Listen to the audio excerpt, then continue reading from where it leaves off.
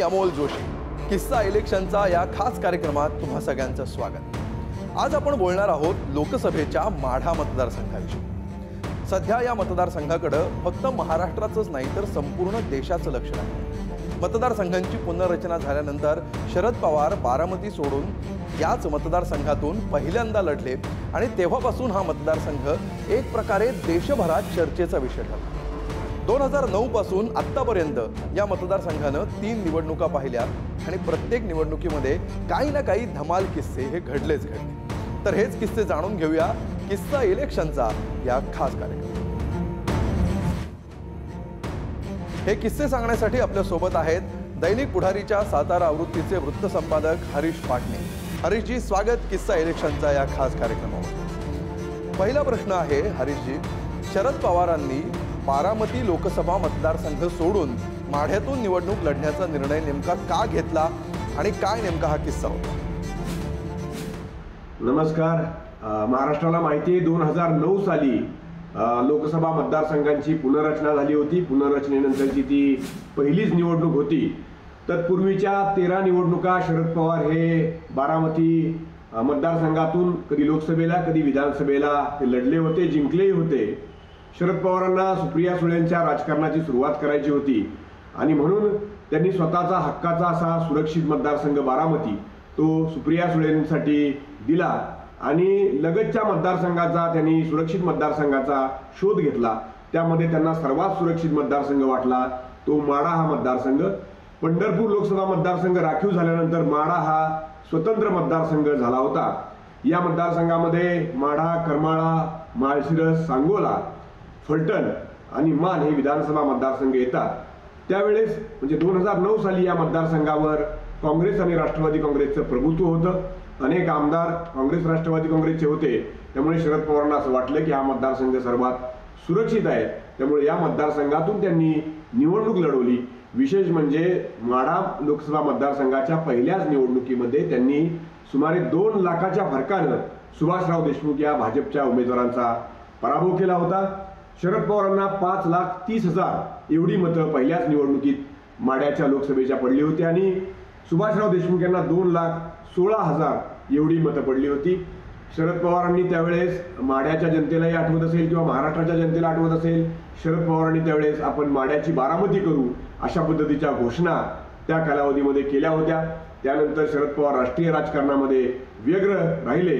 माढ्याची बारामती काही झालीच नाही. त्यानंतर अनेक निवडणुका त्यानंतरच्या लोकसभा निवडणुका 2-3 वेळा झाल्या. खरं आहे, अतिशय महत्त्वाची ही घटना होती. केवळ महाराष्ट्राच्याच नव्हे तर देशाच्या राजकारणाचं लक्ष वेधून घेणारी.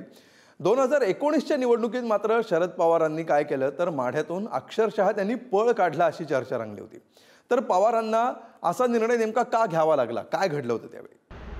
2019च्या निवडणुकीमध्ये शरद पवारांनी माघार घेतली असली तरी सुद्धा 2014च्या निवडणुकीची पार्श्वभूमी त्यासाठी आहे. 2014ला शरद पवारांनी निर्णय असा घेतला की आपण आता राष्ट्रीय राजकारणामध्ये असताना आपण लोकसभा कुठलीही लढवणार नाही, आपण राज्यसभेवर जाऊ आणि त्यामुळं 2014 सालीच त्यांनी लोकसभेवर न जाण्याचा निर्णय घेतला होता.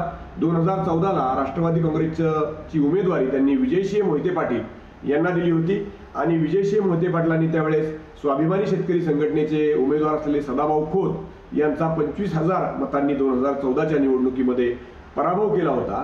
2019च्या निवडणुकीमध्ये पुन्हा एकदा असं वातावरण तयार झालं की शरद पवार या माढा लोकसभा मतदारसंघामध्ये पुन्हा चाचपणी करतायत अशी परिस्थिती या मतदारसंघामध्ये दिसत होती आणि शरद पवारांचे विश्वासू सहकारी असलेले माजी सनदी अधिकारी प्रभाकर देशमुख हे 1.5-2 वर्ष त्या मतदारसंघामध्ये अक्षरशः त्यांनी तो मतदारसंघ पिंजून काढला होता.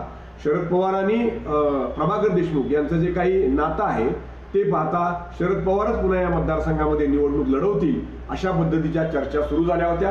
या चर्चांमुळे विजयसिंह मोहिते पाटील हे अस्वस्थ होते. रणजितसिंह मोहिते पाटील सुद्धा स्वतः त्यावेळेस अस्वस्थ होते. परंतु त्या कालावधीमध्ये फलटणमध्ये जो काही मेळावा झाला या मेळाव्यानं अक्षरशः टर्न या मतदारसंघामध्ये झाला.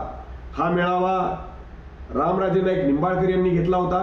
या मेळाव्याला त्यावेळेस आमदार जयकुमार गोरे यांचे बंधू शेखर गोरे जे राष्ट्रवादी काँग्रेसमध्ये होते या मेळाव्याला शरद पवार स्वतः उपस्थित होते. या मेळाव्याच्या व्यासपीठावर शेखर गोरे यांनी व त्यांच्या समर्थकांनी राष्ट्रवादी काँग्रेसच्या कार्यकर्त्यांनी ज्या पद्धतीनं राडा घातला ते पाहिल्यानंतर शरद पवारांना लक्षात आलं की हा मतदारसंघ आता सुरक्षित राहिलेला नाही.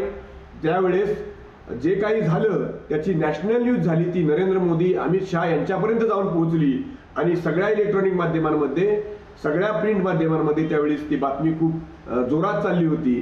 त्यामुळे शरद पवारांना वाऱ्याची दिशा समजली आणि शरद पवारांनी त्याच मेळाव्यावेळेस माढा मतदारसंघामध्ये निवडणूक न लढवण्याचा निर्णय घेतला. त्याचबरोबर या कालावधीमध्ये माढा आणि शरद पवारांना पाडा अशा पद्धतीच्या पोस्ट सोशल मीडियामध्ये सुद्धा फिरत होत्या. एका बाजूला विजयसिंह मोहिते पाटलांची नाराजी, दुसऱ्या बाजूला काँग्रेस राष्ट्रवादी अंतर्गत असलेला संघर्ष, विशेषतः जयकुमार गोरे यांनी शरद पवारांच्या विरोधामध्ये ज्या पद्धतीची मोठ बांधली होती त्या काळामध्ये आणि रणजितसिंह नाईक निंबाळकरांना त्यावेळेस त्यांनी पुढे केलं होतं, रणजितसिंह मोहिते पाटलांची त्यांना जोड मिळाली होती. या सगळ्या पार्श्वभूमीवर शरद पवारांना अंदाज आला होता की ही निवडणूक आपल्याला सोपी वाटणार नाही. त्यामुळे या निवडणुकीतून शरद पवार बाजूला गेले आणि त्यांनी संजय मामा शिंदे यांना उमेदवारी करायला लावली. खरं आहे हरीशजी. आता सध्याच्या राजकारणाकडे आपण येऊया. काँग्रेसचे एकेकाळी जिल्हाध्यक्ष असलेले रणजितसिंह नाईक निंबाळकर ज्यांच्या उमेदवारीवरून सध्या वादळ उठलेलं आहे, तर ते मुळात भाजपचे खासदार झाले कसे? काय घडलं होतं त्यावेळी? नाही, त्यावेळेस बरेच काही उलटफेर महाराष्ट्राच्या राजकारणामध्ये होत होते आणि माढा आणि सातारा लोकसभा मतदारसंघामध्ये तर त्यावेळेस बऱ्याच काही घडामोडी घडत होत्या. विशेषतः पृथ्वीराज चव्हाण यांच्या अत्यंत जवळचे असलेले रणजितसिंह नाईक निंबाळकर, ज्यांना पृथ्वीराज चव्हाणांनी काँग्रेसचं जिल्हाध्यक्षपद दिलं होतं. जयकुमार गोरे हेही पृथ्वीराज चव्हाणांचे अत्यंत विश्वासू सहकारी होते त्या काळातले.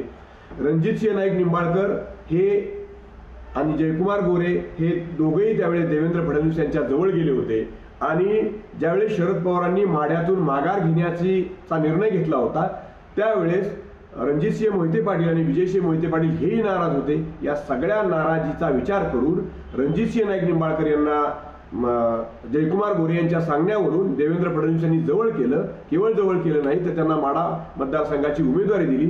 त्यावेळेस अगोदर अशी परिस्थिती होती की संजय मामा शिंदे हे भाजपच्या तिकिटावर लढतील, परंतु तसं घडलं नाही.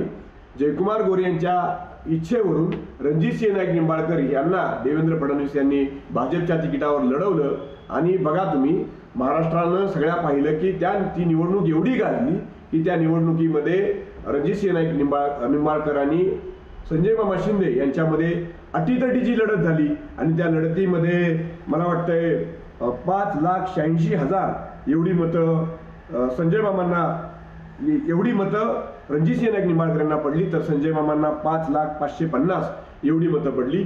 आज नेमकी बरोबर उलटी परिस्थिती या मतदारसंघामध्ये आत्ता सुरू आहे. हरीशजी, या कार्यक्रमातला शेवटचा प्रश्न, सगळ्यांना जी उत्सुकता आहे की सध्या माढ्यामधली राजकीय समीकरणं कशी आहेत, काय पक्षीय बलाबल दिसते? माढा मतदारसंघामध्ये आता आजच्या घडीला रणजितसिंह नाईक निंबाळकर यांना भाजपनं आपली उमेदवारी जाहीर केली आहे. ही उमेदवारी जाहीर होण्यापूर्वीपासूनच महायुतीमध्ये अंतर्गत संघर्ष खूप रंगला होता.